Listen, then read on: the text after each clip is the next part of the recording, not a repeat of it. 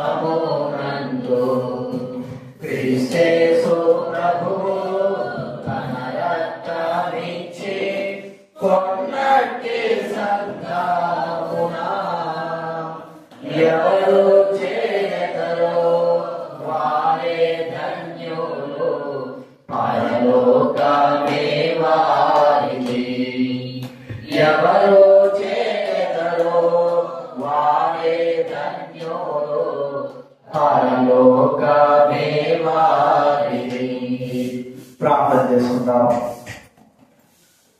పరలోకమందున్న తండ్రి, ప్రభువైన యేసుక్రీస్తు నామమున మీకు వందనాలు. మీ ఆజ్ఞ మేరకు ప్రతి మనుషులు తాను పరీక్షించుకొని అలా వచ్చేసి ఆ తండ్రి నా పాత్రలు కాగలన్నా పరీక్షించుకొని మీ బలలో చేసే బాధ్యత మాకు అనుగ్రహిస్తున్నందుకు స్తోత్రాలు. మేము నీతిమంతులము, మంచి వారిని, గొప్పవారిని కాదు, తప్పిపోయే వారమనే మీరు. కాబట్టి మా ఏ విషయాన్ని తప్పైన వ్యక్తిగతంగా మాతో మాట్లాడి మీ సమర్పించేయండి తండ్రి. కోరు చూపించండి. మనం చేస్తూ యేసు నామమున ప్రార్థించి వేడుచున్నాము తండ్రి. ఎవరు బయట ఉన్నారు రండి. వాళ్ళిద్దరు చెప్పిన వారు తప్ప అందరూ లోపలికి వచ్చారు. సునీత గారు లోపలికి రావాలి. దేవుడి వాక్యం ఎవరండి? మొదటి కొరింథీయులకు రాసిన పత్రిక 11వ అధ్యాయం. కొరింథీయులకు రాసిన మొదటి పత్రిక 11వ అధ్యాయం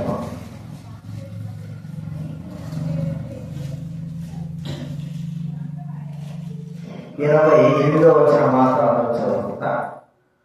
మొదటి కొరింథీయులకు రాసిన పత్రిక 11వ అధ్యాయము 28వ వచనం అందరూ చదువుతాం. కాబట్టి ప్రతి మనుషుడు తను తాను పరీక్షించుకోవడం అలాగూ చేసి ఆ రొట్టెని ఆ పాత్రలో నుండి తాగవలెను. ప్రతి మనుషులు ఇక్కడ మనలో ఇది ఒక మరి విమర్శించుకునేటువంటి సమయం, వ్యక్తిగతంగా విమర్శించుకునే సమయం. మనం ఎవరో విమర్శించాల్సిన అవసరం లేదు. ఒకవేళ విమర్శించేదానికి యోగ్యత ఉన్నప్పటికీ విమర్శించడానికి మనం విమర్శించుకోవడం ఇది మనకు ఎంతో అవసరం. అలాగే ఇర్మియా గ్రంథం 17వ అధ్యాయం. ఇర్మియా గ్రంథం 17వ అధ్యాయం మరి 9వ వచనం అందరం కూడా చదువుకున్నాం. ఇర్మియా గ్రంథం బైబిల్ మధ్యలో నుంచి 642, బైబిల్ మధ్యలో నుంచి 642, 17వ అధ్యాయము 9వ వచనం అందరం చదువుకున్నాం.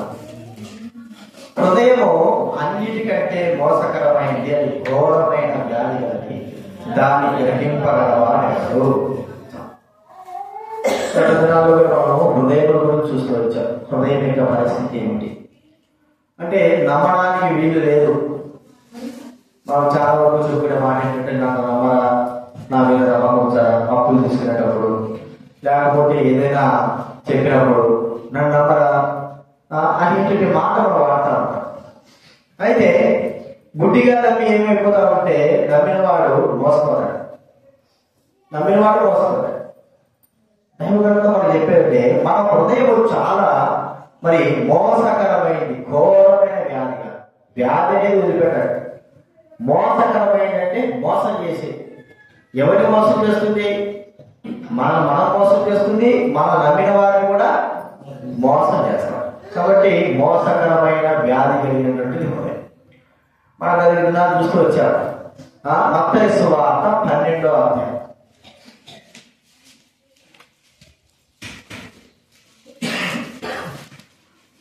12వ అధ్యాయం 43 నుంచి 45 వరకు మనం అందరం కలిసి చదువుకుందా. మత్తయి సువార్త 12వ అధ్యాయం 43 నుంచి 45 వరకు అందరం కలిసి చదువుతాం. బైబిల్ వ్యాఖ్య నుంచి 13వ పేజీ. బైబిల్ వ్యాఖ్య నుంచి 13. అపవిత్రాత్మ ఒక మనిషిని వదిలిపోయిన తర్వాత అది విశ్రాంతి వెతుకుతూ నీళ్లు లేని చోట తిరుగుతుండేది. విశ్రాంతి దొరకనందునని వదిలివచ్చిన నా ఇంటి ఎదురు వచ్చి ఆ ఇంట ఎవరో లేక అది ఊడ్చి అమర్చి చూచి వెళ్ళి తాకంటే చెడ్డమైన 7 దేవులు వెంటబెట్టిన వచ్చిన దానిలో ప్రవేశించి అక్కడనే కాపాడుతున్నాం. అందుచేత ఆ మనుషుని కనబడి స్థితి మొదటి స్థితి కంటే చెడ్డదగదు. అలాగే ఈ దుష్టతరం వారికి సంభవించును. యేసు ప్రభువు వారు ఉపమానం చెప్పారు. ఒక మనిషిని అపవిత్ర దయ్యం వాళ్ళలో వెళ్ళిపోతే వీడు మంచిగా అయిపోయాడు. ఊర్చినాన మార్చబడింది, అంటే శుభ్రంగా ఉంది హృదయం. ఈ దయ్యము తిరిగి ఎన్ని చోట్ల నీళ్ళు లేని చోట్ల అంతా తిరిగి దానికి సమయం మరి ఎక్కడ కూడా విశ్రాంతి అనిపించింది. ఎట్లాగైతే అనుకొని తిరిగి నేను ఏదైతే ఏ హృదయాలైతే వదిలిపెట్టి వచ్చానో అక్కడ ఖాళీ ఉంటారేమో చూద్దాము అనుకుని ఏం చేసిందంటే వచ్చింది. ఆ మనిషి దగ్గరికి రాగానే ఆ మనిషి దగ్గర ఏం కనపడిందంటే ఖాళీ హృదయం. అరే నేను ఎప్పుడు వదిలిపెట్టిన హృదయము ఖాళీగా ఉందే, కాబట్టి ఇక ఇది నాకు సంబంధించిందే, ఏమి నింపుకోలేదు కాబట్టి ఇక నేను దీంట్లోకి ప్రవేశించవచ్చు అనుకొని వెళ్ళి తనకంటే 7 దయాలు కనబడికి వచ్చారు. రండి ఖాళీ ఉంది, మంచిగా మనం లోపల ప్రవేశించవచ్చు అని తనకంటే 7 దయాలు కనబడికి వచ్చి వాళ్ళు ప్రవేశించారు. మొదటి స్థితి ఒకటే అనుకుంటే మళ్ళా తిరిగి 7 దయాలు ఆ వ్యక్తులకు వచ్చేసారు. ఇప్పుడు హృదయంలో ప్రవేశించేటువంటి ఈ యొక్క క్రియను మనం చూస్తున్నాం కదండి. మరి మానవ హృదయంలో కూడా ప్రభుని అంగీకరించిన తర్వాత మనలో ఉన్న పాపము, మోసము, వ్యభిచారము, ఆ కోపము, అహంకారము, గర్వము ఇవన్నీ కూడా వదిలిపెట్టేసి మన పాపాలన్నీ కూడా ప్రభు కడిగివేసింది. ఇక మరి 7 రకాల పాపాలు కాకుండా 13 రకాల పాపాలు ఉన్నాయి కదండి. మార్క్స్ వార్త 7వ అధ్యాయం గమనిస్తే ఎన్ని రకాలు? హృదయములో నుండి బయటికి వెళ్ళేటువంటి పాపాలు. ఇవన్నీ కూడా ప్రభు నమ్మిన తర్వాత ఏమైపోయినాయి? బయటికి వెళ్ళిపోయాయి. హృదయంలో ఉన్న పాపాలు వినే బయటికి వెళ్ళిపోయి ఎక్కడ పోయినాయి? ఎక్కడ పోయినాయి చెప్పండి? వెళ్ళిపోయినా ఎక్కడ పోయినాయి. కానీ ఒకటి తిరుగుకుంటూ వచ్చింది. ఒక పాపం తిరుగుకుంటూ వచ్చి యాదకు వచ్చిందంటే మన హృదయం దగ్గరకు వచ్చింది. హృదయం దగ్గరకు వస్తే ఆ హృదయంలో ఏమిటంటే ఖాళీగా ఉంది, ఏం లేదు. ఆ హృదయం ఖాళీ. అప్పుడంటే పాపాలతో మోసాలతో నింపబడిన హృదయం బాగా దుర్మార్గంతో మేము ప్రభు నమ్మిన వెళ్ళిపోయిన తర్వాత హృదయం ఖాళీ అయిపోయింది. దగ్గరకు వచ్చేసింది. సాతాను హృదయం దగ్గరకు వచ్చి చూసింది, నేను వదిలిపెట్టిపోయానే, కాబట్టి ఇప్పుడు ప్రవేశించేదానిక అవకాశం నాకు దొరికింది. నేను ఒక్కడికి పోతే ఎట్లా కదా, నేను ఒక్కడికి పోతే కదా స్వార్థం. కాబట్టి ఏమైపోయిందంటే నేను పోయి నాతో పాటు నా స్నేహితులు ఉన్నారు, చాలా మంది ఉన్నారు, వాళ్ళందరూ కూడా పిలుచుకొస్తారని చెప్పి సాతాను పిలుచుకొచ్చి ఒక్కొక్క దాన్ని ఏం చేస్తున్నాడు? లోపలికి ప్రవేశపెడుతున్నాడు. అర్థమైంది? ఇప్పుడు నా హృదయంలో నుండి బయటికి వెళ్ళేవి ఎలాగ వల్ల హృదయంలోకి చిన్నగా ప్రవేశిస్తుంటున్నాయి. అందుకే మరి ఒక కథలాగా చెప్పేవారు, రవి హృదయం అని. ఆ హృదయంలో జంతువులు సాధారణ టెస్టేసుకుని సింహాసనం కూర్చోవడం జంతువులు ఉన్నాయి. ఏమేమి ఉన్నాయి చెప్పండి? రవి హృదయంలో ఒక్కొక్క జంతువు చెప్పండి. కత్తి ఒకటి, పాము ఒకటి, ఇంకా పులి ఒకటి,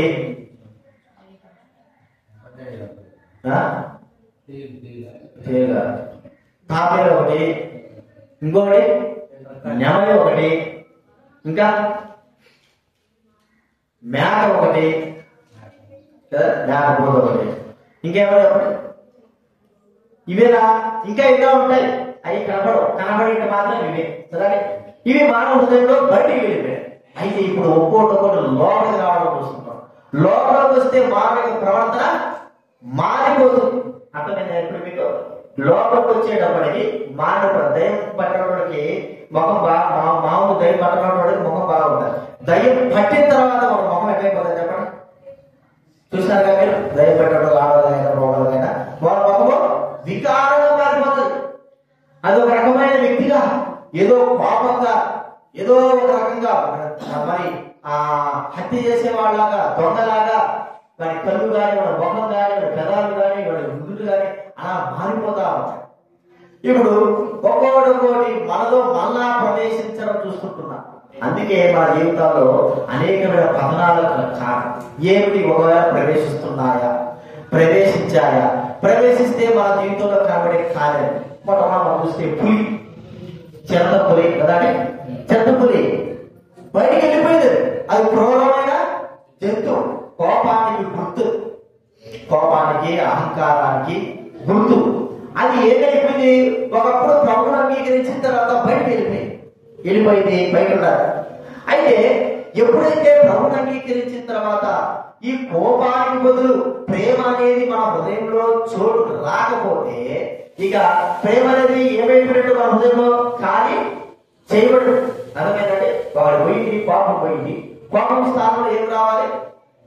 ప్రేమ అనేటువంటి స్థానము రావాలి. అయితే ఆ ప్రేమ అనే స్థానంలో ఏమి లేదు.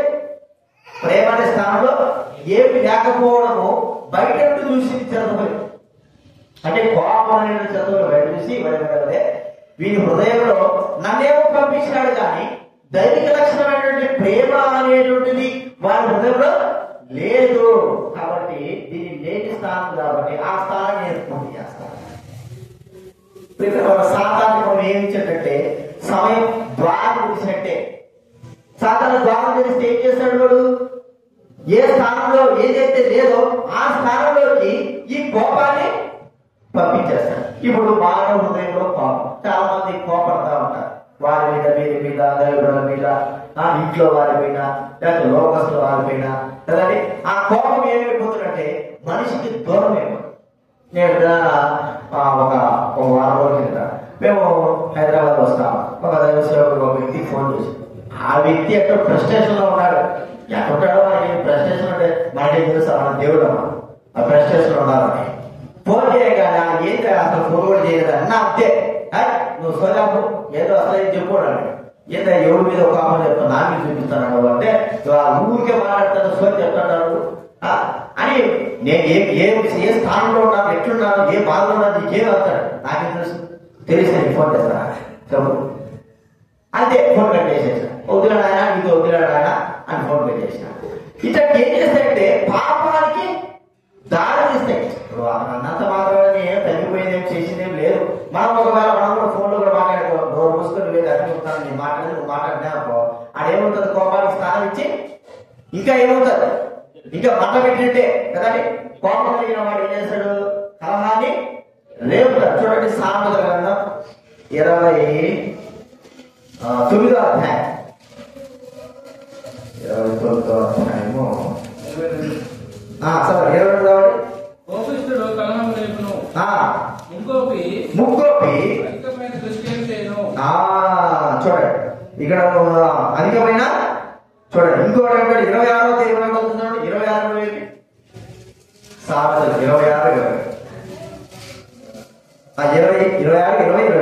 కట్టెలు లేని ఎడల అగ్ని ఆరిపోను, కొండెగాడు లేని ఎడల జగడము చల్లాడు, వేటు మూడు బొగ్గులు, అగ్నికి కట్టెలు, కలహములు పుట్టించడము కలహప్రియుడు. ఎవరు చెప్పండి?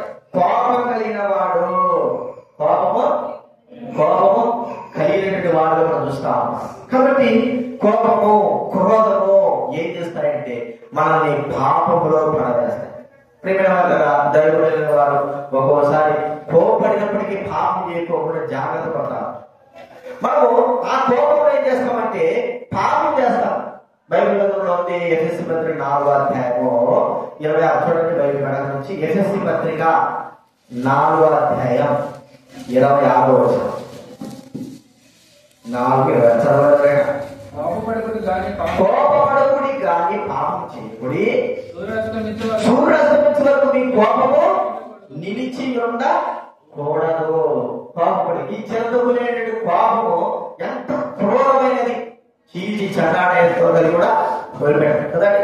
అది రొప్పుతా రోస్తా బాగా లేకుండా కూడా ఏం చేస్తారంటే క్రోధంతోనే ఉంటారు. దాని యొక్క స్వభావ లక్షణము క్రోధం. దీని ద్వారా ఏమైపోతుంది? కోపం ఉండొచ్చు. అయితే ఆ కోపంలో మనం ఏం చేస్తామంటే పాపము చేసే వారంగా ఉంటాము. ప్రియమైన వారంగా మనం గుర్తించుకుందాం. హృదయంలోకి వెళ్ళిపోయినటువంటి చెరదొక్కుని స్వభావం కోపము, క్రోధము మళ్ళీ హృదయంలో ప్రవేశిస్తే ఇక నువ్వు దైవబిడ్డగా ఉండడానికి యోగ్యత కలిగిన వాడు కావు. నీకు ఆ క్రోధము ప్రవేశించిన తర్వాత ఆ స్థానంలో ప్రేమకు చోటు లేదు, శాంతములకు చోటు ఎంత మాత్రము లేదు. మనం ఒకసారి గుర్తించుకోవాలి. మన హృదయంలో ప్రవేశించిన క్రోధం, చిరతకులు మనం అనుకుంటాము క్రోధం ద్వారా ఏం చేస్తామంటే మనం ఏం చేయాలో అర్థం కాదు, ఏం చేస్తామో తెలియదు. కొన్నిసార్లు ఆ కోపం బట్టి ఎంతో నష్టం మనకు తెలుసు కదా. ఆ కోపం ద్వారా ఏం చేస్తున్నారు, పిల్లలు చంపుతున్నారు, పెద్దలు చంపుతున్నారు, ఆ భార్య భర్తను చంపుతున్నారు, ఇతరులు చంపుతున్నారు. ఆ కోపం అంతా తీవ్రతగా వెళ్ళిపోయి మరణానికి, ఇతరులు మరణానికి కూడా కారణమే స్థితిలోకి వస్తా ఉంది. కాబట్టి కోపంలో మనం ఏం చేయాలంటే తగ్గించాం. ఉండొచ్చు, కోపం ఉండొచ్చు. దేని బట్టి? పరిశుద్ధతను బట్టి మనం కోపం కలిగిన వారంగా ఉంటారు. పరిశుద్ధతలో కోపంగా అంటే ఎందుకు తప్పు చేయకోకుండా పిల్లలు అనుకోండి, వారు తప్పు చేస్తూ ఉంటారు, కోపడతా గట్టిగా. ఈ పెద్దలకు బుద్ధి జ్ఞానం ఉండదు. చిన్నపిల్లలు కోపడతా, ఎవరు కోపడ్డాడు, చిన్నపిల్లలు కోపడతా ఏం చేస్తారు? అప్పుడు మనం ఏం చేస్తున్నాడు? కోపపడుతున్నాము. రెండోది వారిని పాపంలో నడిపకుండా జాగ్రత్త చేస్తున్నాం. మన కోపము ఏం చేస్తుంది చెప్పండి? వారిని మంచి మార్గం, మన కోపడుకోకుండా కాలంగా శాంతంగా ఉన్నామనుకో, ఏ సమయంలో వాళ్ళు ఏం చేస్తారు? స్నేహితుల కసుకుడు చెప్పాలి నీ కొడుకు గురించి. కోపడుకోకుండా ఉన్నాము ఏమవుతుంది? ఇప్పుడు బాగా ఉంటుందే, తర్వాత కథ తెలుస్తుంది నాకు, అర్థమైందా? అయితే ఆ కోపం అంటే ఒక్కోసారి మనము వేరే విధంలో పాప సంబంధం వేరే విధంలో మనము ఆ కోపడడం అనుకోండి, అది దేవుడి నీతి నెరవేర్చదు. బైబిల్ నరుని కోపము దేవుడి నీతిని నెరవేర్చదు. నరుని కోపం కాబట్టి చెరతపులి స్థానం బయటికి వెళ్ళిపోయిన తర్వాత ఆ స్థానంలో ప్రేమ, శాంతగుణం అనేది లేకపోతే చెరతపులి అనేటువంటి ఆ కోపం, క్రోధం అనేది మళ్ళా ఏం చేస్తుంది? లోపలికి రావడానికి వీలుంది. ఎందుకంటే మనం సమయం ఇచ్చిన ఆ కార్యం భర్తీ చేయకోకుండా దాన్ని అలాగే మరి ఖాళీగా ఉంచారు కాబట్టి అది మళ్ళా రావడానికి ఇష్టపడతారు. వచ్చిందనుకో ఇక మళ్ళా బయట. కాబట్టి గుర్తించుకున్నా దేవుడు మరి మీకు కోపడుతున్నారు అంటే పాపము చేయకోకుండా. ఎందుకు కోపడుతున్నామంటే పాపము చేయకోకుండా. ఆ కోపం వేరే విధంగా దారి చేసిందంటే అది నష్టానికే కాదు, దాన్ని ఆలోచించవలసిన వారంగా ఉంటున్నారు. కాబట్టి కోపము చిరతపులైనది. అందుకే మన యొక్క ముఖంలో కదలిక మారిపోతాం. చూడండి ఒక మాట ఉంది, యోబు గ్రంథము 36:18.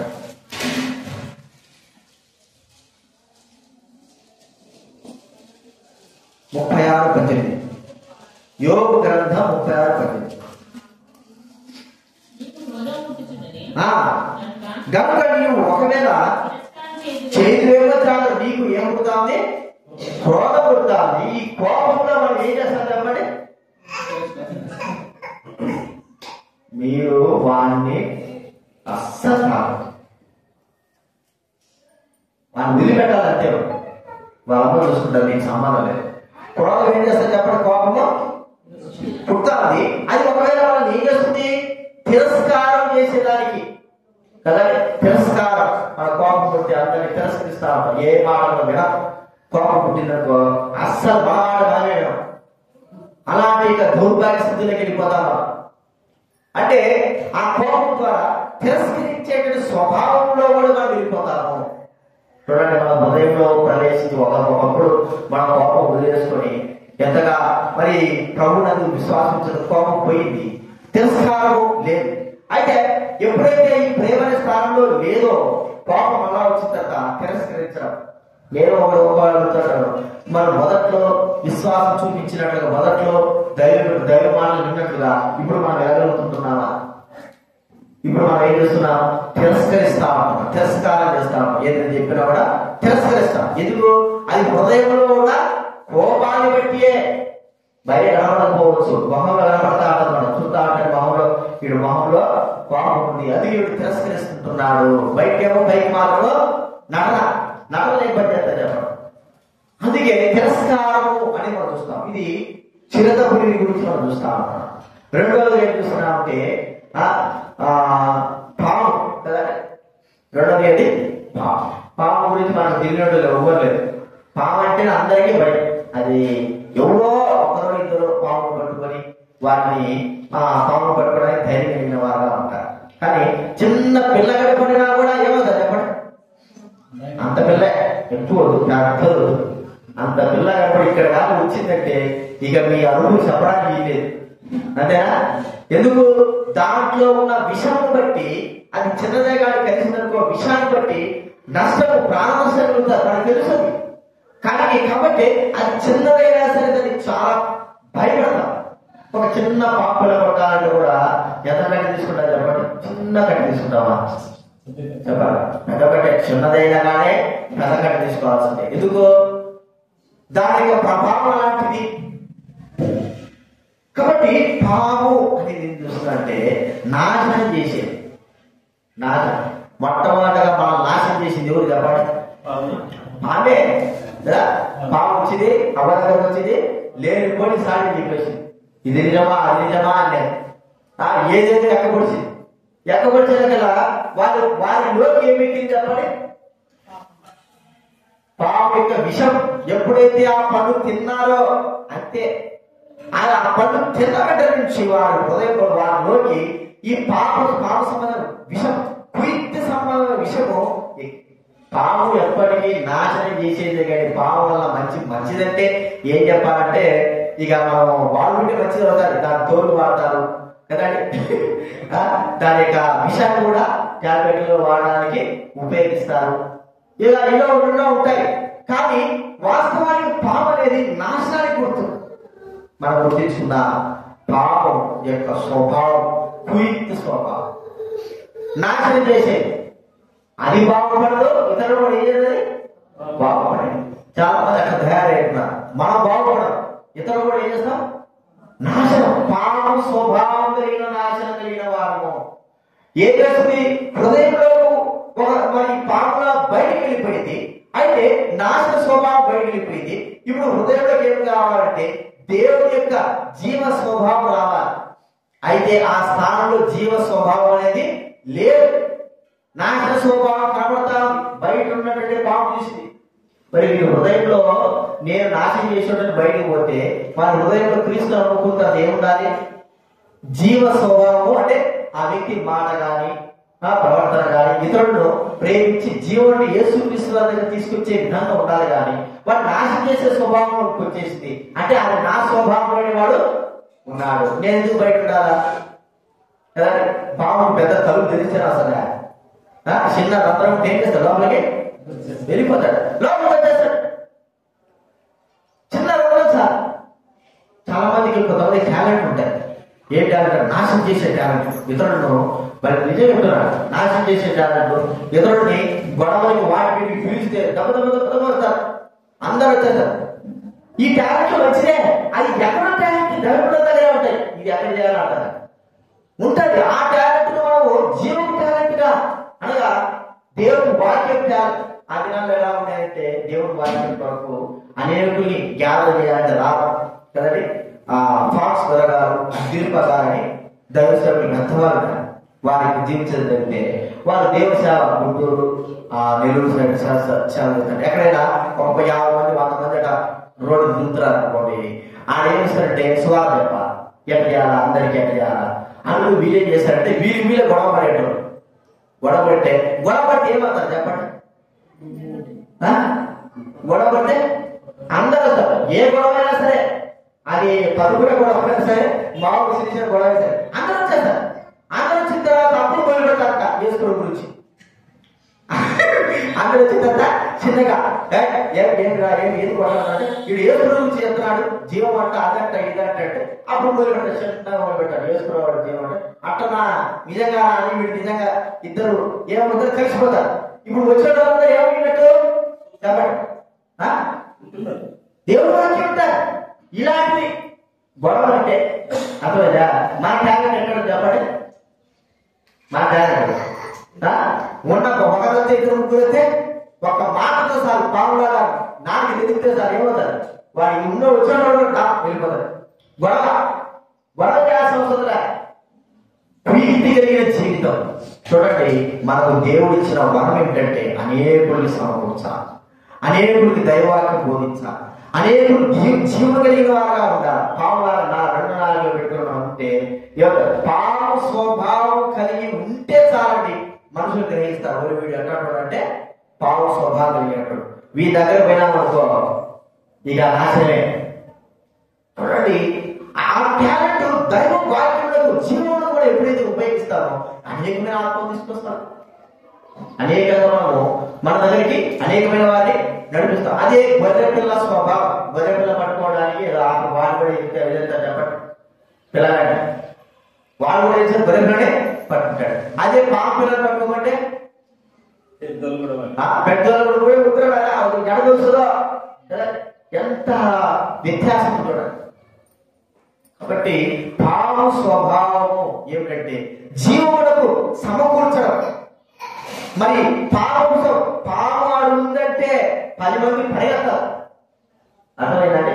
పాము ఆడు ఉందంటే అక్కడే ఉంటాం, మనము పరిగెత్తాం, 10 మంది పరిగెత్తాం. అదే గొర్రె పిల్ల ఉందంటే ఏమవుతాం? 10 మంది మంచి చక్కటి గొర్రె పిల్ల ఉందనుకో 10 మంది 20 మంది కూడా వస్తారు. స్వభావము నేను చెప్పేది. పాము లాంటి స్వభావం మనం ఏం చేస్తుందంటే మన జీవితంలో ఎంతో నష్టపరుస్తాం, ఇతరులు నష్టపరుస్తాం. మనం నష్టపడమే కాదు, ఇతరులు కూడా మనము నష్టపరిచే వారంగా ఉంటాం. కాబట్టి ప్రియమైన వాళ్ళని గుర్తించుకున్నా, పాము బయటికి వెళ్ళిపోయింది. దాని స్వభావం క్రూరత్వము, మరి దాని స్వభావం ఇతరుల్ని బాధించడం, ఇతరులను పాల్గొనడము, మరి ఎంతో మోసప్రియమైన జీవితం కలిగిందిగా ఉంటుంది. అయితే లోపల దానికి వ్యతిరేకమైనటువంటి దైవికమైన స్వభావం లేదు. అది చూసింది అరే నా స్థానము ఖాళీగానే ఉన్నాడు, ఆయన నా స్థానం ఖాళీగా, నేను పోయి అక్కడ కూర్చోవచ్చు కదండి. అన్ని సింహాసనాలు వేసుకున్నాయనుకోండి. ఇప్పుడు ఏం చెప్పాను? చిరతపులకు సింహాసనం ఉంది, పాముకు సింహాసనం ఉంది, నెమలకు సింహాసనం, అన్ని సింహాసనం ఉంటాయి. ఇవన్నీ కూడా సింహాసనాలు వదిలిపెట్టి బయటకు వచ్చినాయి. ఆ సింహాసనంలో దేవుడి వాక్యము అనగా గలతీ రాష్ట్రంలో 5:22లో ఉన్నటువంటి మాటలు అవి ఆ సింహాసనం పైన లేకపోయినా అనుకోండి, ఒక్కో దానికి ఒక్కొక్క పైన ఈ కార్యముల సింహాసనాలు ఏం చేస్తాయి? విడిచి వెళ్ళినటువంటి చిరతపులు కావచ్చు, విడిచి వెళ్ళినటువంటి పాము కావచ్చు, మళ్ళా లోపలికి ప్రవేశిస్తాయి. అందుకే మానవ జీవితంలో ఎవరు ఈ ప్రవేశించేది? లోకస్తులు కాదు, దైవగా చెప్పుకొని దేవుడి మందిరానికి వచ్చి బాప్తిస్తున్న వాళ్ళే, బలలో చేసే వాళ్ళు ఇలాంటి స్వభావంలో వస్తున్నారు. వాస్తవానికి వాళ్ళు ప్రభుత్వం మీద ఇలాంటి స్వభావంలో ఉండకూడదు. క్రోధము, కోపము ఇలాంటి స్వభావంలో ఉండకూడదు.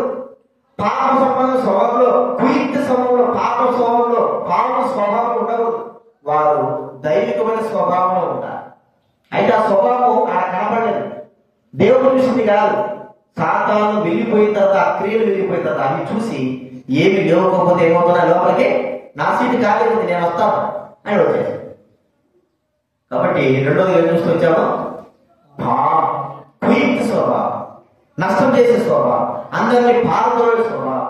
ఆ స్వభావం మనం కలిగి ఉంటే సంఘానికి నష్టము, మనకు నష్టము. ఏదైనా మనకు బాగుపరచడంలో కానీ ఈ స్వభావం అందరినీ ప్రభు సన్నిధికి మరి తీసుకొచ్చే స్వభావంగా ఉండాలి. కానీ పాల్గొనే స్వభావం, కుయుక్త స్వభావంగా మనం ఉండకూడదు.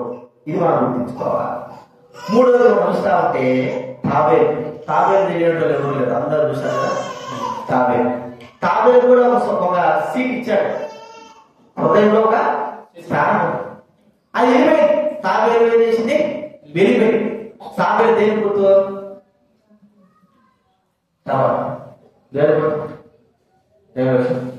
తాబేలు దేని గుర్తు? స్లోగానే దానికి ఏం గుర్తారు? స్లోగానే లేదని ఏం గుర్తు? సోమరతనాన్ని గుర్తు. తాబేలు దేని గుర్తు? సోమరత. చురుకుగా కాదు, చురుకుగా ఉండేవాడు భయపడే వ్యక్తి. సోమరగా ఉండేటువంటి వాడు సాధారణ సంబంధం. సోమరుడు ఏం చేస్తాడు? వాడి వల్ల అంతా నష్టమే. ఎవడైనా పనికి పెట్టుకుంటే అక్కడ నష్టం, వాడికే నష్టం, ఇతరులు కూడా నష్టం. వాడికి ఏదైనా పని చెప్పినా అదే నష్టం.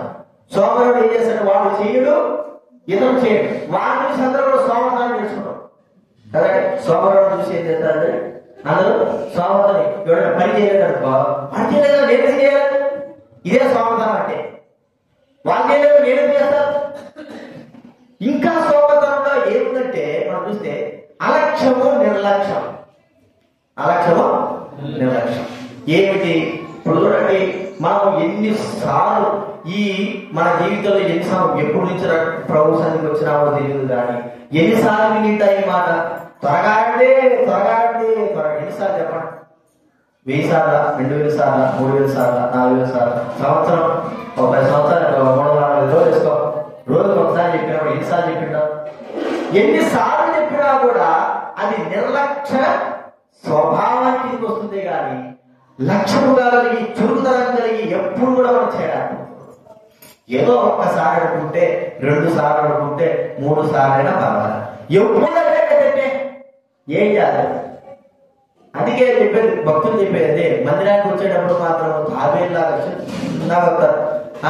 మందిరం చెల్లిపోయేటప్పుడు ఏ కంగారపడా ఇక్కడ అయిపోతే సార్ బ్యాగ్ అంతే పది కంగారపడం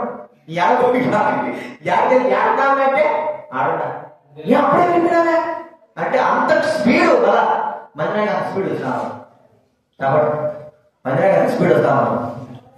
ఎందుకు? నిర్లక్ష్యము. ఇది ఎవరికి చేసింది కాదు, దేవునికి దేవుని సేవ పరిచయం నిర్లక్ష్య స్వభావం. చూడండి, దాన్ని బట్టి మనం ఏం చేస్తామంటే ఇతరులు కూడా మనం చూసి నేర్చుకునేవారు. పోతాడు నిదానం పోతున్నాడు లేబ్బా, మనం నిదానం పోదా. అప్పుడు మేము చిన్నప్పుడు నా గుర్తు ఉన్నది, ఒక చిన్న వ్యాన్ ఉండేది. అంటే ఒక ఊరికి పోయేది, బస్సు తక్కువ కదా. ఆ వ్యాన్ ఏం చేస్తాడంటే బయట పోయి కూర్చుంటాడు, టీ తాగుతాడు. వీళ్ళంతా వస్తారు, ఎక్కి ఊర్లో పోయేటోళ్ళు ఎక్కుంటారు. ఏం చేస్తాడు? డ్రైవర్ టీ తాగుతాడే, వీడియో కొడుతున్నాడు కదా. ఆ కొద్దిసేపు పడిపోయి షాప్ పడిపోయి సంపం అని దిగివాడు వెళ్ళిపోతాడు. వెళ్ళిపోయి వచ్చిన తర్వాత ఇంటికి టీ కొడతాడు. అర్థమైందా? ఇంకేముంది, చాలా టైం పడుతుంది అంటాడు డ్రైవర్, చాలా నిదానం చేస్తాడు. ఇంకొక దగ్గర పోయిస్తాడు.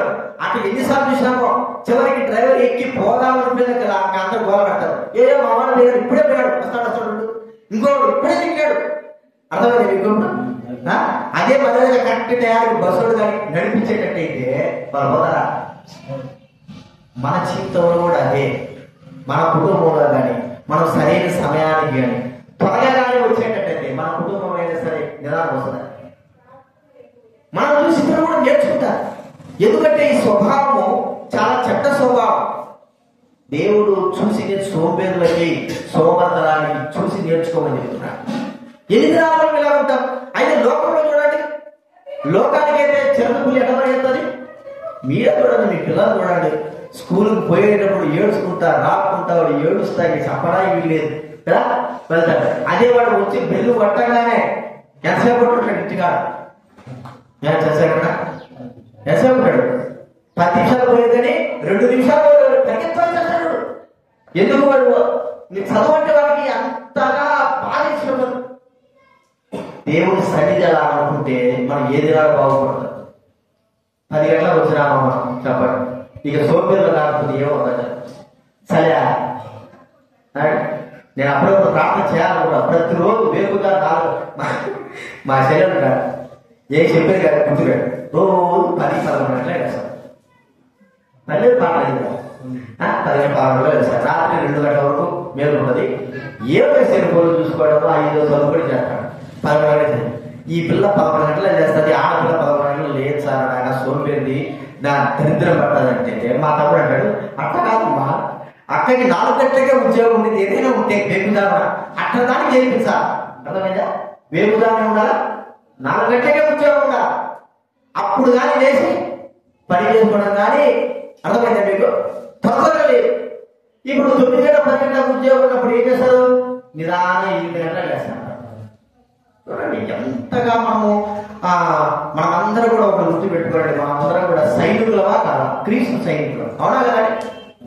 క్రీస్తు సైనికులు అన్న వాళ్ళు చేయతాడు.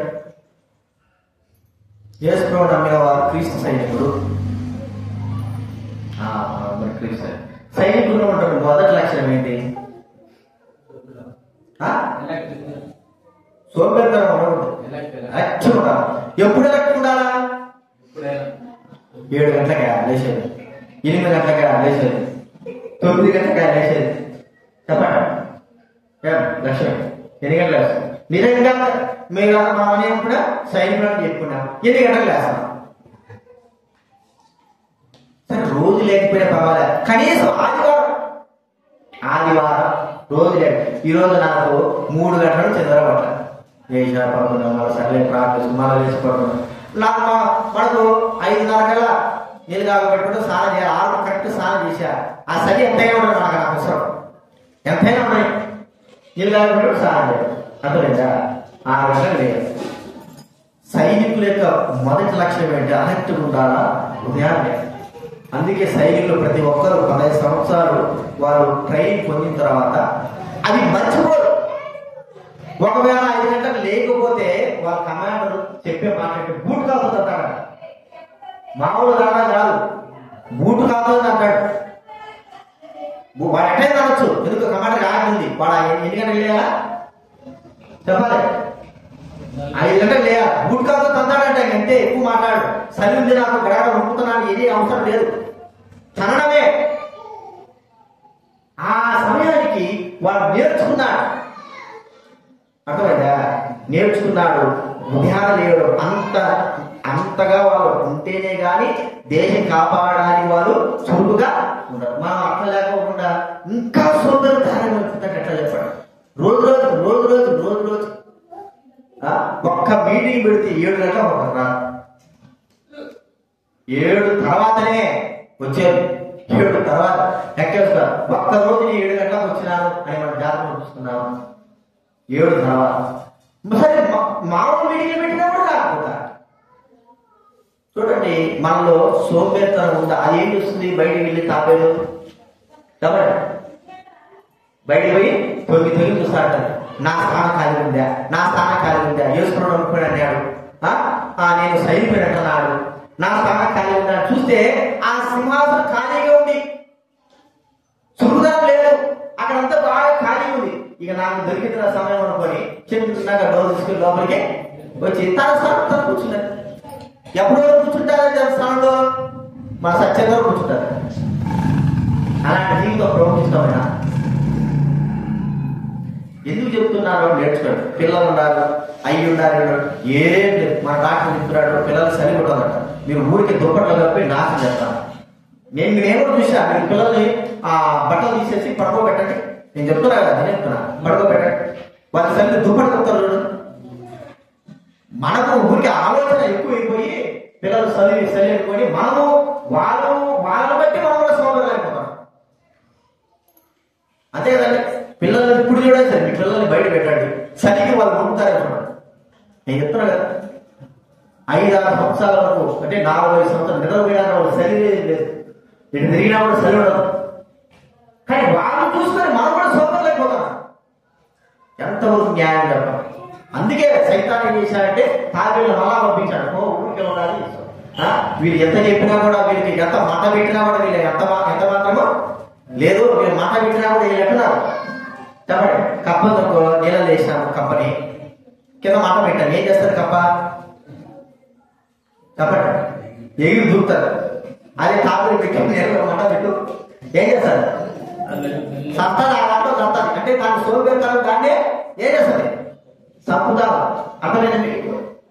కాబట్టి మన జీవితం సాధారణ ఎన్నోసార్లు దేవుడు ఎన్ని చురుకుగా ఉండాలి, జాగ్రత్తగా ఉండాలి ఎన్నిసార్లు చెప్పినప్పుడు ఇంకా మనం నిర్లక్ష్యం ఏంటంటే దాంట్లోనే జీవిస్తా ఉంటే తిరిగి మళ్ళా అపవాది ఆ యొక్క తాబేలును మళ్ళా ఆ సోమర్థమైన దాన్ని నిర్లక్ష్యమైన దాన్ని మన హృదయంలోకి పంపిస్తాడు. ఒక్కసారి లోపలికి వచ్చిన తర్వాత అది పిల్లలు బట్టి ఇంకా అత్యధికంగా అయిపోయి నిర్లక్ష్యం.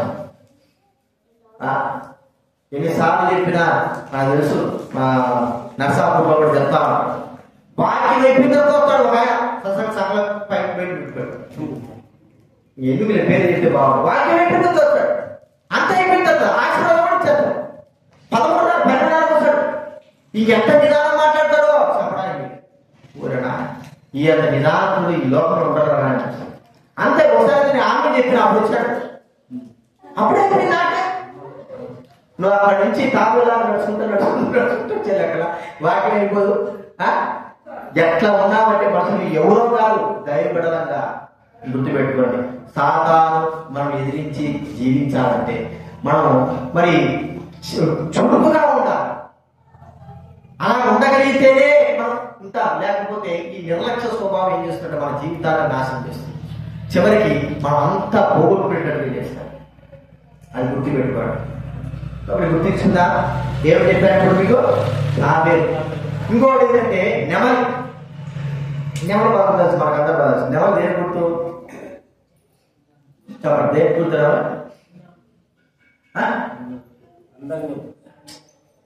నెమలి దేని గుర్తు?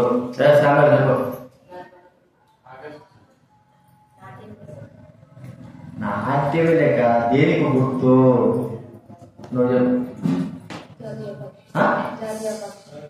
నాయన టీచర్ పెద్దదా సాంగ్స్ జాతీయ పక్షట దేనికి గుర్తు అంటే జాతీయ పక్షట ఏం చెప్పాలి?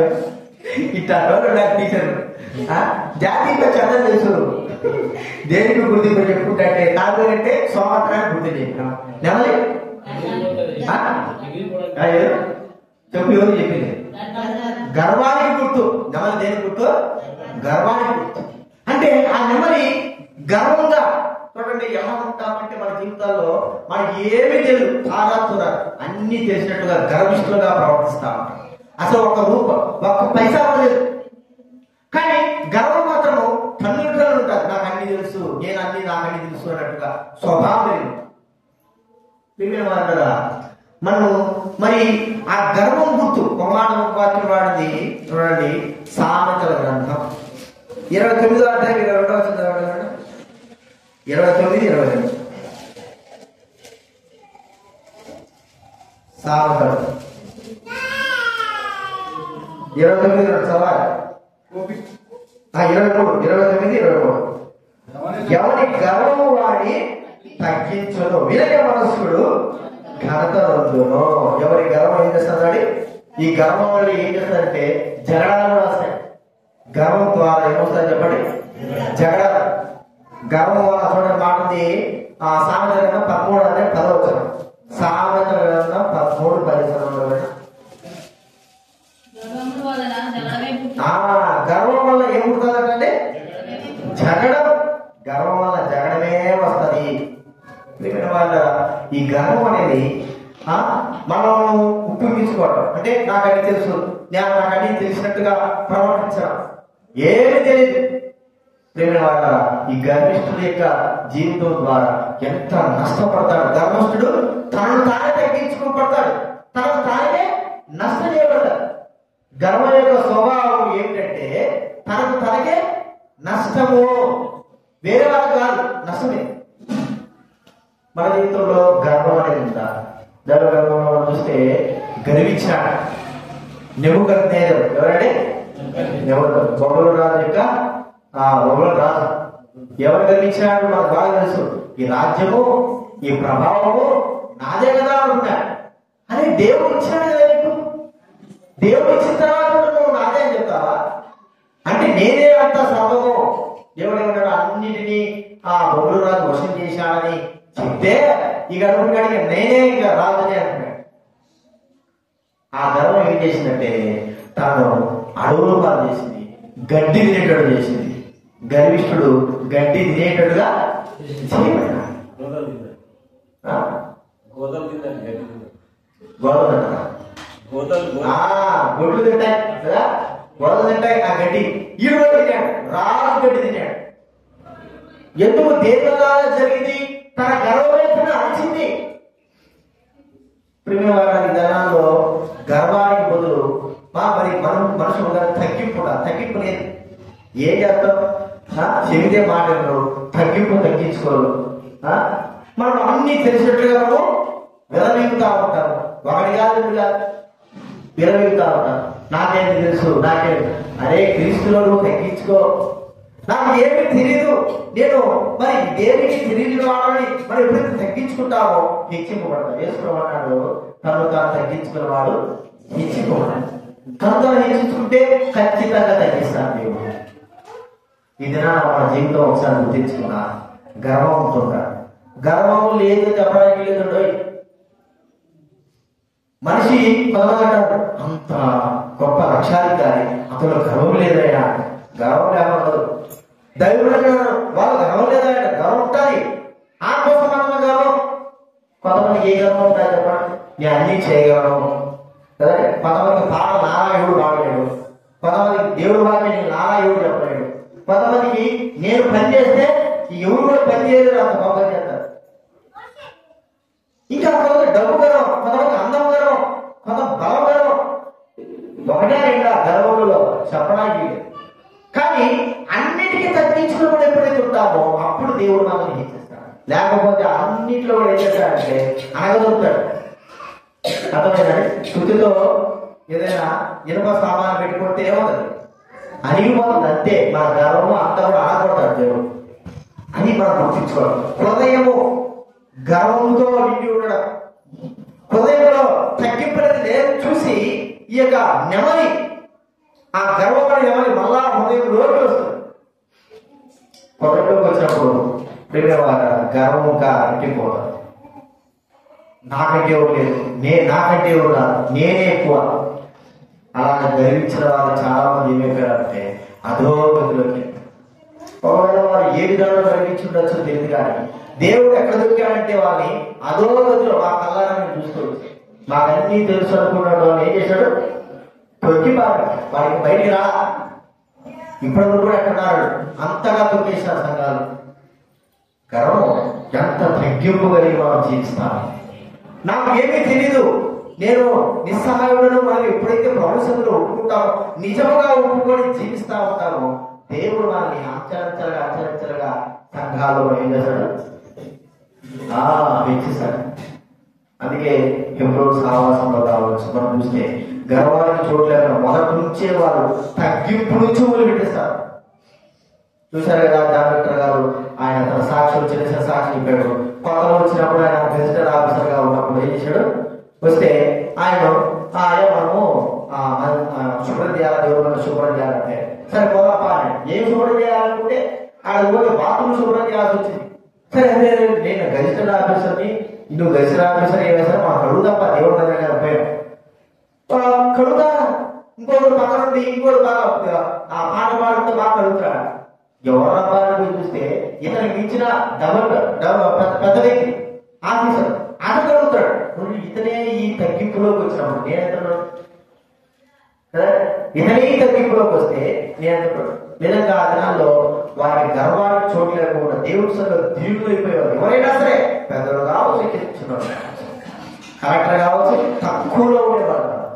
అయితే మనం ఎప్పుడైతే గర్విష్ఠులుగా ఉంటామో ఆ గర్వం ఒకటైనా మనం అనుస్తాడు. ఎంతగా అనుస్తాడంటే దేవుడు శుద్ధి పెట్టి ఏం చేస్తాడు? కొట్టి అరిగిపోత లోపలికెత్తే ఇక మా బయటకు వచ్చేది. మనం ఎప్పుడైతే తగ్గించుకొని దేవుడి సేవ పరిచయం మనం ఉంటామో దేవుడు మనల్ని ఒక దినాన్ని హెచ్చిస్తాడు. ఈ దినం కాకపోవచ్చేమో కానీ ఒక దినాన్ని మనల్ని ఏం చేస్తాడు? ఆశీర్వదిస్తాడు. కాబట్టి ఈ గర్వము మన హృదయాల్లో, ఈ గర్వం వల్ల దయ్యం సైతానుడు ఏం చేశాడు? ఎక్కడ పడ్డాడు చెప్పండి? సైతాన్ని పైనుంచి వాడికి వచ్చిన గర్వం, నేను కూడా దేవుని దగ్గర దేవునితో పాటు సమానంగా ఉంటే తప్పే ఉంది, నాకు కూడా మహిమ ఉంది కదా అని గర్వం వచ్చింది. గర్వం రావాల్సిందా ఒక తరుణంతి ఎగరపోయాడు కాబట్టి భూమి మీద పడ్డాడు. వాడి గర్వం ఎక్కడ తీసింది? తనలో నుంచి భూమి. ఇంకా ఎక్కడ పోతుంది వాడి గర్వం? వాడికి ఇంకా అనగా పాతాల లోపలికి వెళ్ళిపోతుంది. ఇంకా ఒక సమయం వస్తుంది, ఆ సమయంలో పాతాల లోపలికి వెళ్ళిపోతుంది. ప్రియమైన వారు ఎలాంటి స్థితి కలిగిన వారుగా మనం ఉంటున్నావా? ఇంకా ఎన్ని ఉన్నాయి లోపల? ఇంకా ఎన్నెన్నో దాపులు ఉన్నాయి, బయట ఉన్నాయి. అవన్నీ కూడా ఒక్కోటి మనము లోపలికి ఆహ్వానిస్తున్నట్టుగా ఉంది. మన జీవితంలో అది కనబడతా ఉంది. లోపల హృదయంలో ఉన్నటువంటి ఆత్మ సంబంధం ఫలాలు లేకపోవడము, వాటి స్థానంలో బయటికి వెళ్ళిపోయినటువంటి పాప సంబంధమైన లోపలికి వచ్చి ఒక్కోటి తెస్ట వేయటము, చెరదలేని లోపలికి క్రోధము, కలహము, విభేదాలు అవి లోపలికి వచ్చేసి నిర్లక్ష్య స్వభావము, సోబేతమైనటువంటి తాబేలని మలాలోకి వచ్చింది. కలహాలు లేపి నష్టపరిచి నాశనం చేసేటువంటి పాము సంబంధమైన మలలోకి వచ్చేసి ఇంకేమో చెప్తున్నా గర్వం, ఇది కూడా లోపలికి వచ్చి ఏం చేసిన లోపలికి వచ్చి ఒకప్పుడు పోయినాయి. కానీ ఇప్పుడు ఏమైపోయినాయి చెప్పండి, చెప్పాలి. పోయినట్టు వల్ల వెతుక్కుంటూ మన లోపలికి వచ్చేసి ఒక్కోటి చివరికి ఏమైపోతుందో చెప్పండి. ఈ లోపల దేవుని ఆత్మ పక్కకు వెళ్ళిపోయి లోపల ఏవైతే పోయినాయో అవన్నీ మళ్ళా లోపలికి వచ్చాయి. చాలా మంది ఉన్నారు సైతాన్ సంబంధం, దేవుడి సంబంధం కాదు, సైతాన్ సంబంధం. తెలుసు కర్మ టీవీలు ఇస్తాడు, వాళ్ళు క్రైస్తవుడు. ఇప్పుడు వాళ్ళ లోపలికి ఏమొచ్చాయంటే సకల పాప సంబంధం రోగాల లోపలికి వచ్చేసాయి, సంపూర్ణంగా లోపలికి వచ్చేసాయి. ఇంకంతే అయిపోయారు పని. మన జీవితం అక్కడ ఉందా? దేవుడి బిడ్డలుగా ఉంటున్నామే కానీ మనలో ఏమి ప్రవేశిస్తున్నాయని గుర్తిస్తున్నామా? మన వ్యక్తిగతంగా నాలో ఆత్మఫలాలు ఉన్నాయా లేవా? ఆత్మఫలాలు లేని స్థానంలో ఏ ఫలం అయితే లేదో ఆ స్థానంలో ఏముంది? ఏమి తీసుకుంటుంది? ఏమి లోపం వచ్చింది? దేన్ని ఆహ్వానిస్తున్నాను? ఒక్కసారి మనం పరీక్షించుకోవాలి. ప్రభు దగ్గర మనం క్షమాపణ కోరుతున్నాం. నిజమే ప్రభు, లోపలికి వచ్చేసాయి. ఇవే కాదు, పంది చెడు బురద, పంది, పాపముడి, పాత జీవితం వల్ల ఏమైపోతుంది? పాతది విడిచిపెట్టేది కూడా పంది పెంటతో సమానంగా విడిచిపెట్టేది. మనం లోకంలో విడిచిపెట్టేది కూడా తిరిగి మనలో ఏమవుతాయి? లోపలికి వస్తా ఉంటాయి. మళ్ళా ఆహ్వానిస్తుంటున్నాం. ఏదైతే విడిచిపెట్టామో దాన్ని మళ్ళా తిరిగి తీసుకొస్తుంటాం. ఈ దినాల్లో ప్రజలు అలాగా దైవగా చెప్పుకుంటున్నామే కానీ మనలో ఏమేమి లోపలికి ప్రవేశిస్తున్నాం వాటిని మనకు తెలుసు. మనకు ఖచ్చితంగా తెలుసు మనం ఎంత నాశనం చేస్తున్నామో, ఎంతగా ఇతరులను బాధపడుతుంటున్నామో, లేకపోతే మనం దేవుని నిర్లక్ష్య స్వభావంతో ఎలాగ సేవిస్తుంటున్నామో, పాములాగా ప్రీతి కలిగి దౌర్భాగ్యంగా జీవిస్తుంటున్నాము, నెమలి గర్వంతో ప్రవర్తిస్తుంటున్నాము, చెల్లెలాగా కోపం పెట్టుకొని ద్వేషం పెట్టుకొని మరి క్రోధంతో ప్రవర్తిస్తుంటున్నాము, దాని ద్వారా పాపం చేస్తున్నాము. ఇవన్నీ కూడా మనకు తెలుసు. మనలో ప్రవేశించేది మనకు తెలుసు. కాబట్టి దాన్ని బట్టి మనం గుర్తించుకోవాల్సిందంటే ప్రభు దగ్గర క్షమాపణ కోరుకోవాలి. ప్రభు నిజంగా ఇవన్నీ నాలోకి ఒకప్పుడు వదిలిపెట్టాను. 7 దాకా ఒక దయ పోయింది. అయితే పోయింది దాన్ని ఇంటిని శుభ్రం చేసి ఉంచానే కానీ ఆ దాంట్లో నేను ఆత్మ సంబంధమైనవి నింపుకోలేకపోయినాడు ప్రభు. ప్రేమ, సంతోష, సమాధానం ఇంకా దైవికమైనవి నింపుకోలేదు. వాటిని చూసి ఏవైతే వెళ్ళిపోయాయో అవి తిరిగి కార్యస్థలంలో అవి మళ్ళా వచ్చేసాయి. కార్యస్థలంలోకి వచ్చి అందుకే నా జీవితం దౌర్భాగ్యం అయిపోయింది, దరిద్రుడైపోయినా, ఇతరులను బాధ పెట్టేవాళ్ళు ఉంటున్నా, ఇతరులకు ఆటంకకరంగా ఉంటున్నా, నిర్లక్ష్య స్వభావం, దైవం నిర్లక్ష్య స్వభావం. దేవుడి సరికి వస్తున్నానే కానీ నిర్లక్ష్యం, రావడానికి కూడా నిర్లక్ష్యం, పోవడానికి నిర్లక్ష్యం. ఎంత దౌర్భాగ్యమైపోతున్నామో ఒక్కోసారి మనం గుర్తించుకున్నాం. దేవుడు అనుకుంటున్నాం కానీ మనం పరీక్షించుకోవాలి. దేవుడు మన యొక్క ఒక స్కానింగ్ లాంటిది దైవ వాక్యం ఉంచారు. ఆ స్కానింగ్ ఏం చేస్తుంది? అన్నిట్లో ఏమేమి లోపాలు ఉన్నాయో, మన శరీరంలో ఏదైతే లోపం ఉందో స్కానింగ్ ఏం చేస్తుంది? అన్ని తెలుసు రావాలి. పిలుసులు మింగినా, లేకపోతే ఒక కాయలు మింగినా, లేకపోతే వేరే ఏదైనా సరే ఆ స్కానింగ్ ఏమవుతుంది? చూపిస్తుంది. లేకపోతే మన శరీరంలో ఏదైతే చెడిపోయినా, శరీర భాగాలు ఏమి చెడిపోయినా, శరీరంలో ఏదైనా విరిగిపోయినా, నరాలు దిగినా ఈ స్కానింగ్ లో సంపూర్ణంగా మనకు అన్ని తెలుసుకోవాలి. ఆ స్కానింగ్ దేవుడు వాక్యం. ఈ వాక్యం మనం ఎందుకు వచ్చినప్పుడు అవి మనం అలాగే నిర్లక్ష్యంగా ఉంచామనుకోండి, శరీరానికి నష్టం. ఊపిరితిత్తులు చెడిపోతున్నాయి, నిర్లక్ష్యంగా వచ్చి ఏముంది అనుకుంటే అది ఇంకా మరీ ఎక్కువగా పీడిస్తుంది కదా. ఎముక ఇరిగిపోయింది, క్రాక్ ఇచ్చింది, కనబడింది, ఏముంది లేక మనం తిరుగుతున్నాం అనుకో, ఇంకా ఎక్కువగా క్రాక్ ఏమైపోతుంది? నొప్పి వేసి ఇంకా ఎక్కువ వాసిపోయి మనిషి నడవలేకపోతాడు. కన్ను కూడా మరి పూసులు వచ్చేసాయి, అంతా అక్కడ ఇవి వచ్చేసాయి, మనం చూసుకున్నాము, కన్ను కనపడడం లేదు. మనం కాదు నడిస్తే చివరికి ఆ కన్ను కూడా కనపడడం. ఏదైనా సరే మనకు తెరపబడిన వెంటనే వాటిని మనం ఏం చేయాలంటే వెంటనే ప్రభుత్వంలో క్షమాపణ కోరుకోవాలి. తిరిగి ఏ ఆత్మఫలం అయితే మనలో భరించలేకపోయిందో ఆ స్థలంలోకి ఏదైతే రావాలని కోరుకుంటుందో వచ్చిందో దాన్ని పారద్రోడి మనం ఆ స్థలంలో ప్రేమ కానీ, ఆ తగ్గింపు కానీ, ఇంకా ఏంటి జీవం కలిగినటువంటి మాటలు కానీ, ఇంకా మనము మరి వివేకంగా మరి నిర్లక్ష్య భోగం భరించే కానీ ఇవన్నీ కూడా మన జీవితంలో ఉన్నాం. కాబట్టి గుర్తించుకుందా ప్రభువులతో మాట్లాడుతున్నారు.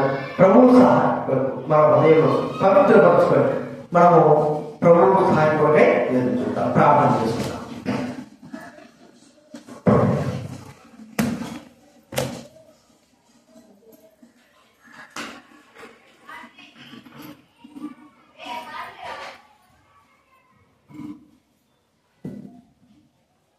Yes.